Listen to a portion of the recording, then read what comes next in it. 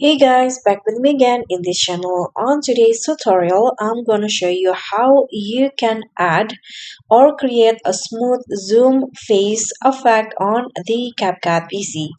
So here I've already added a clip, and what you need to do to have that smooth zoom effect on the face is go straight to the video effect. Then here click on the lens category, and you just need to scroll down until you find the zoom lens effect. So click on the plus icon and adjust the effect. I'm going to split the effect like this, and here you can just adjust the range and also the speed.